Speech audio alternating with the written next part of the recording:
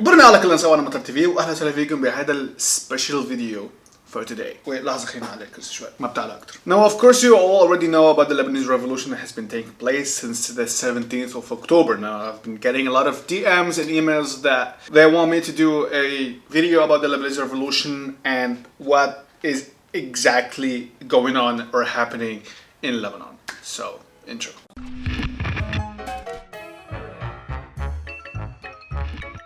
In order to understand the Lebanese revolution and why it happened, you have to know the history of Lebanon. First of all, today is our Independence Day, so Mabruk, congratulations for our Independence Day. Now, the Lebanon is 76 years old. Our president is even older than this. Anyway, in 1943, we got our independence from the French, and the French put out some rules on how to run our country. Now, they said that our president shall be Maronite Christian, our prime minister shall be a Sunni Muslim, and the Speaker of the House shall be a Shia Muslim. They thought that these laws will unite Lebanese people and make them live in unity, for them to give the fair laws between all the religions that exist in Lebanon, but that was actually false. And then Lebanon witnessed a 15 years civil war from 1975 until 1990.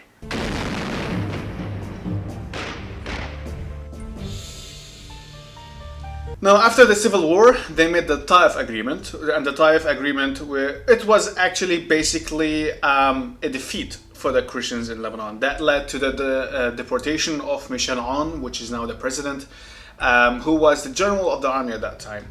And when he lost the war against the Syrian army, he fled to the French embassy and he got deported to France. And then Samir Jaja, who was the leader, and still is the leader of the Lebanese forces, he was put to jail and was jailed for 11 years. Now, after the civil war, the warlords just basically put on a suit and automatically became politicians. And then they made a law that cleared them for all the crimes and the hatred and everything that they did in the civil war. Now, of course, because a lot of people support these warlords, they supported them as politicians because they thought that they will bring them to the right way, and with them, Lebanon will prosper. It didn't. Lebanon has been going through a lot in the past 30 years. The corruption rate has been increasing, but in the last couple of months, the economy has been collapsing. $1 was 1,500 liras, but in the last couple of months, it became to 1,700 liras. There has been no fuel, no petrol in the gas stations, and bakers were saying that in a couple of months, we will have no more bread.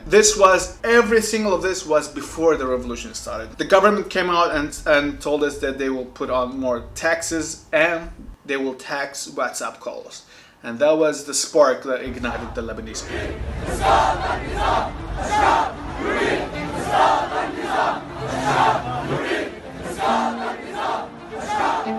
The revolution did not start because of the WhatsApp taxes. The revolution started because of the high corruption rate. They put aside their political views and religious views and united as one against all leaders. And then our Prime Minister Saad Hariri came out and said, give me 72 hours in order for me to make everything correct. شو هي المهلة قصيرة جدا 72 ساعة عشتم وعاش لبنان.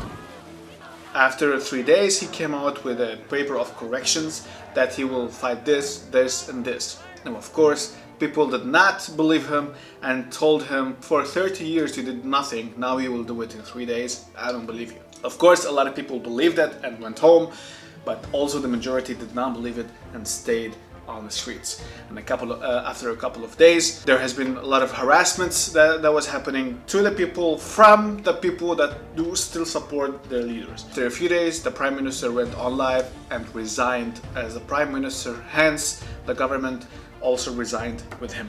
Now, Lebanon has no government. Now, the Lebanese people, basically the people who still support the leader, are saying that the revolution are leading Lebanon to a crisis, and because now we don't have a government for like 23 days or 24 days. The truth is, we lived without a government for 8 months, and we lived without a president for 2 years. Based on facts, that is not true. This is politics. You have different views, You have different political views and you have to respect one another, but not to the point where you go to the streets and start harassing the revolutionists and burning their tents. Now, after the resignation of Saad Hariri, the prime minister, people want them to do a technocratic government, which means they want a government that is clear from all the political faces, and they don't want any one of them again in the government.